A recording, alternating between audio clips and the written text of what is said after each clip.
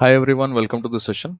We are going to solve this question. This is a very interesting question from algebra. I was taking a live session yesterday and this question popped in. And algebraically हम इसको solve कर सकते हैं, लेकिन आज मैं जो method आप लोगों के साथ शेयर करूंगा वो थोड़ा सा ग्राफिकल है. So, and I am hoping that this is the time when you should start appreciating graphical methods for this type of questions. क्योंकि क्या होता है, उससे जो आपका लेबर होता है वो थोड़ा सा इजी हो जाता है. You don't have to do a lot of pencil work, क्योंकि आप ग्राफ को विजुअलाइज कर पाओगे. कुछ चीजें मैं पहले बता दूं, ये आपको हेल्प करेगा समझने के लिए. So y is equal to mod of x का जो ग्राफ होता है वो ओरिजिन पे कुछ इस तरह का होता है. ठीक है. अब दो चीजें यहाँ पे ध्यान देने वाली हैं. पहला जो बहुत इंपॉर्टेंट चीज है वो ये है कि if you consider this to be my y axis, ठीक है, तो this side of y axis is the positive side of the y axis. Obviously you can imagine, right? एक अगर आप x को imagine करते हो, x axis को imagine करते हो, so this is 1, this is 2. Similarly अगर left hand side में जाओगे तो -1, -2. So मैं assume कर रहा हूँ everything towards the right hand side of the critical point. So we can call this as my critical point. ठीक है, this as my critical point. Critical point 0 है, origin है. Everything towards the right of the critical point is positive, everything towards the left of the critical point is negative. अब यहाँ पे एक interesting सा चीज है जो समझना है हमको. अगर आप इसको बिना मॉडुलस ऑपरेटर के देखो, इस इक्वेशन को अगर आप थोड़ा सा, इन इक्वेशन को रादर अगर आप बिना मॉडुलस ऑपरेटर का देखो तो this is nothing but a line, right? X एक सिंगल वेरिएबल पे वन वेरिएबल का एक लाइन है. अब इस चीज को समझिए कि हम लोग थोड़ा सा एक एल्गोरिथमिक वे में इसको सॉल्व करने का कोशिश करेंगे. So the first thing that I need to understand is how do I actually plot this in the line. So one thing, जैसे मैंने आपसे पहले बोला था कि y is equal to mod of x का ग्राफ तो ओरिजिन से पास होगा, something like that, a V shape graph. लेकिन यहाँ पे y is equal to mod x नहीं है, मॉड ऑफ x माइनस 2 है. तो that means I will have a critical point at 2 and another critical point at 3. ठीक है, ये you can imagine this to be the line on which these two critical points are lying.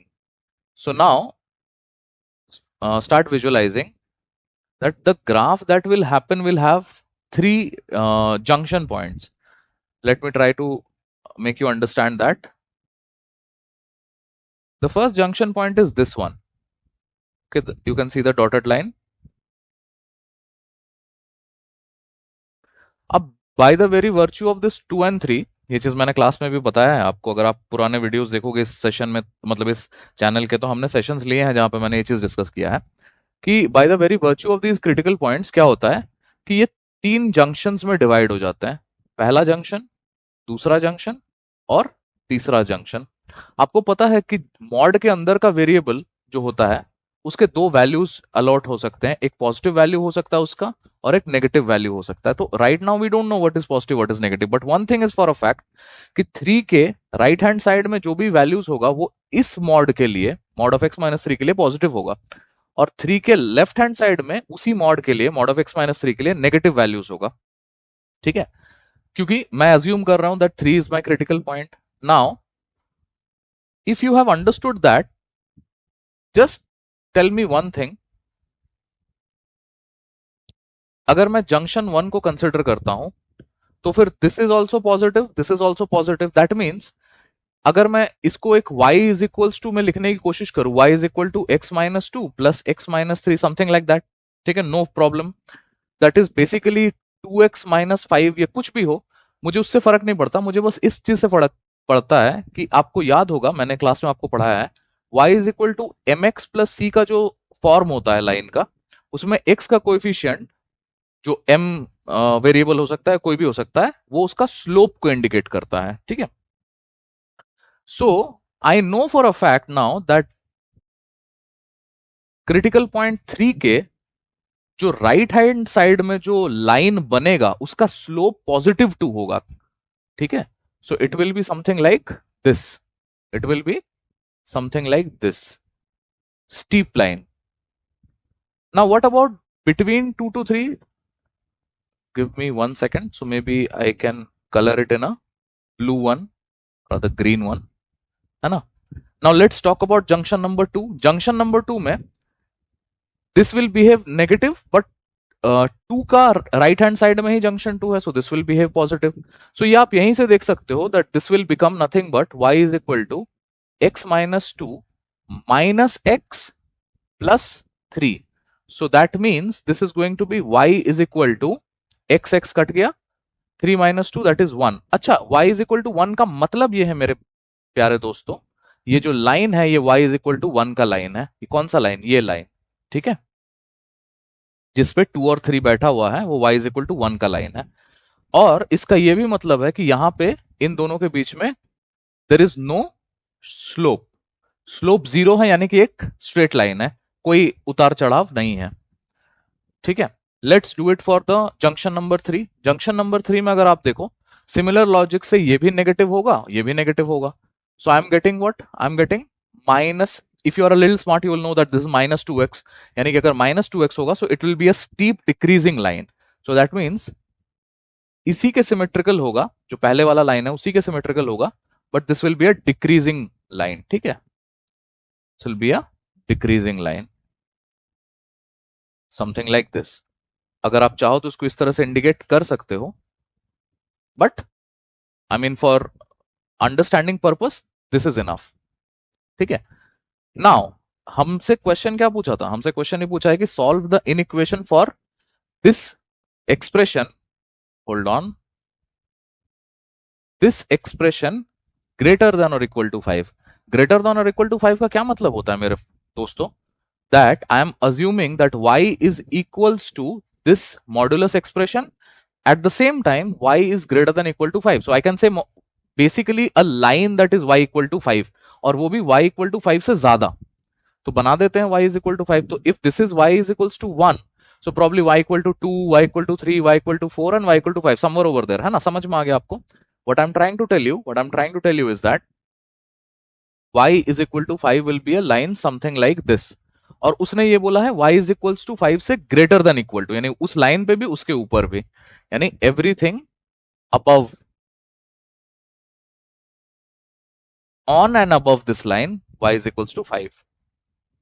ठीक है,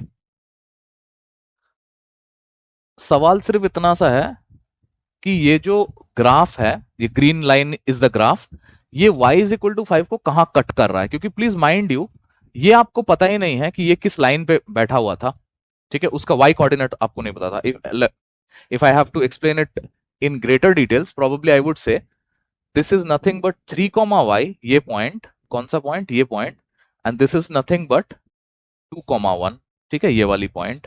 तो दो coordinate points भी मैंने आपको डिफाइन कर दिया है.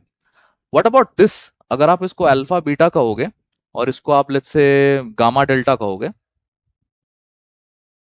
ठीक है, ध्यान से मेरी बात को समझे. गामा और डेल्टा और बीटा जो है आपको ऑलरेडी पता है, क्योंकि y इज इक्वल्स टू 5 है, तो इसका जो y कोऑर्डिनेट है वो तो 5 है, पता है. y तो चेंज नहीं हो रहा है, वो तो एक लाइन है, स्ट्रेट लाइन है, वो तो चेंज नहीं होगा. लेकिन what else do I know? We know many many things. इस वाले ग्रीन पार्ट के लिए, इस वाले ग्रीन पार्ट के लिए आपको स्लोप पता है. The slope is nothing but 2x. याद है ना, हमने निकाला था y is equal to minus 2x plus 5. जब हमने इस वाले को पॉजिटिव लिया था, इस वाले को भी पॉजिटिव लिया था, so that came out as y is equals to 2x minus something minus 5 और वट एवर, है ना. But I don't care, I just want the slope. तो मुझे स्लोप भी पता है इसका.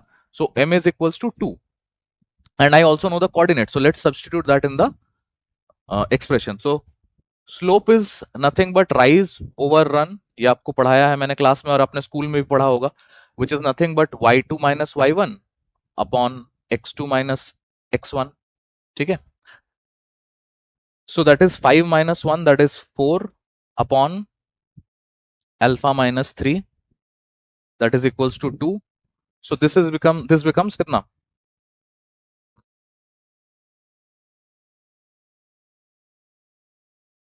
So 4 is equals to 2 alpha minus 6. This goes there. So this alpha becomes 5.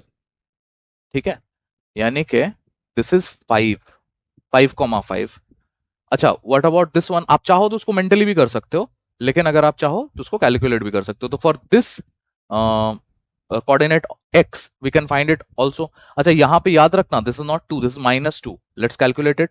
So this is going to be again m is equals to y2 minus y1 upon x2 minus x1. So that is 5 minus 1, that is again 4 upon, let's say, x minus 2, that is equals to -2. So this becomes, I'll write it over there, minus 2x plus 4, that is equals to 4. ठीक है, this implies that